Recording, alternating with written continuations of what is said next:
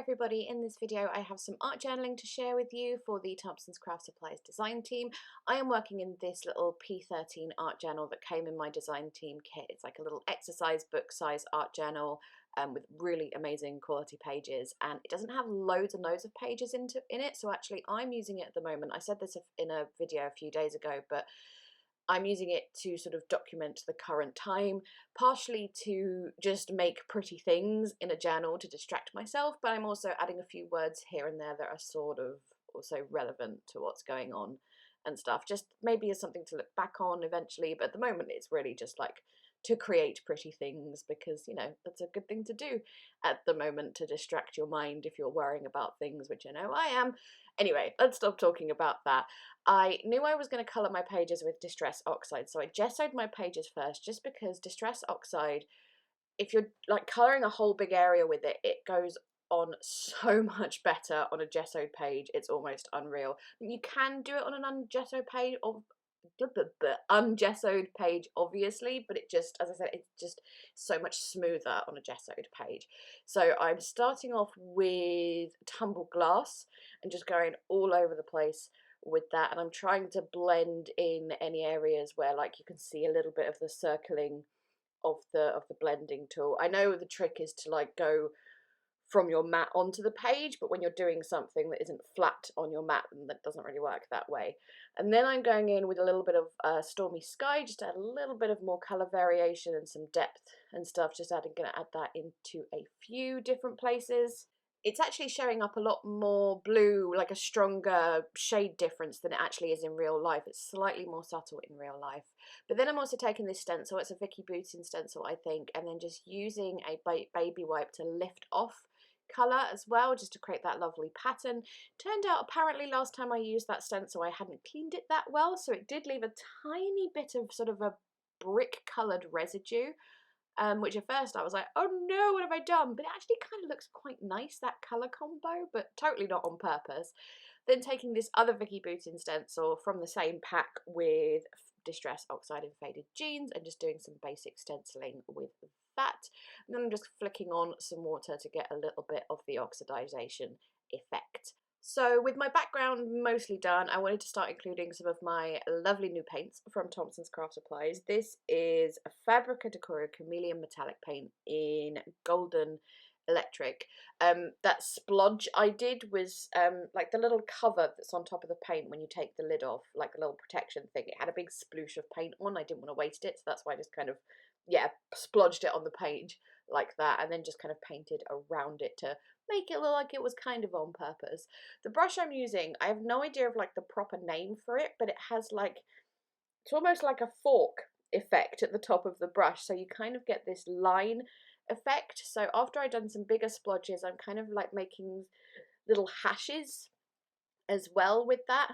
Next up, I'm taking, well, what I'm using at the moment is a pot of gel medium, but it was just the first circular object I saw to hand, and I'm just taking that and a Sharpie sort of fine liner pen and just drawing some really random circles, like so they all the circles overlap each other and look kind of messy, and yeah, just doing that in black all over the whole thing.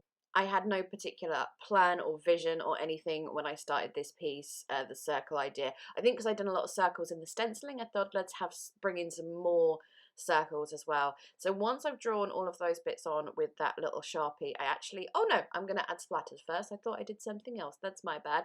That is Fabrica Decora Chameleon Spray in Transparent Twilight. I started off splattering it, but it wasn't really showing up, so I've decided to spray it instead. And as well as obviously getting that really pretty shimmery colour, it has made the pen lines from the Sharpie run, and I actually really like the way that looks. Like, makes them look even messier, just the way that the black ink is sort of splooshing out onto the page. I don't know, just one of those little happy accidents, as Bob Ross would say.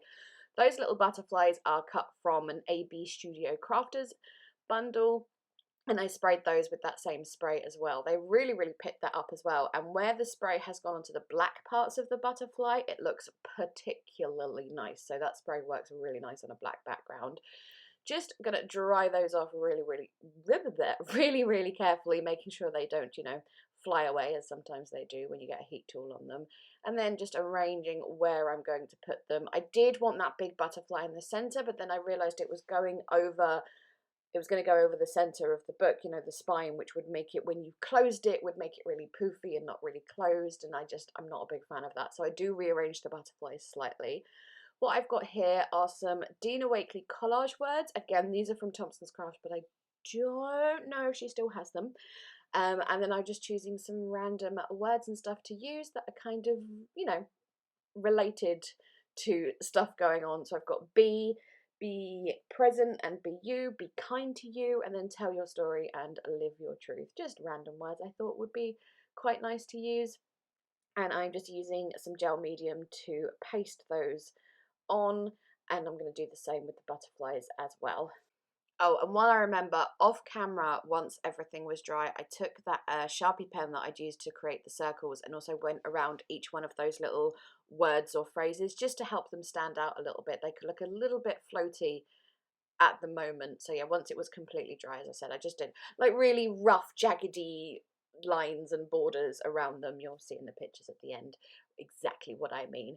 But once all of those guys are pasted on, I'm going to take a uni paint marker. It's not a Posca pen because I don't seem to get on with those very well.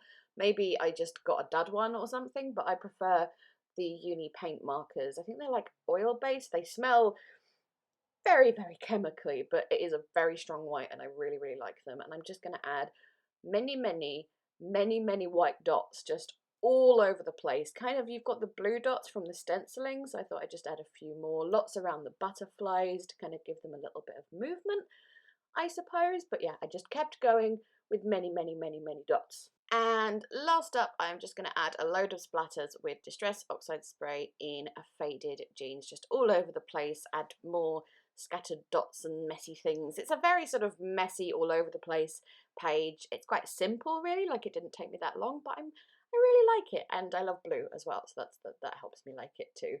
Anyways, that is pretty much it. Thank you so much for watching. I will leave links to all the products used. Thompson's Craft Supplies isn't taking orders at the moment due to the situation, but obviously she'll be open as soon as she can, and you can still browse the website and add to basket and stuff like that, so definitely worth checking out. I think that's it. I feel like I've forgotten something, but maybe I haven't. I'm going to shut up and go. Thank you so much. Bye bye!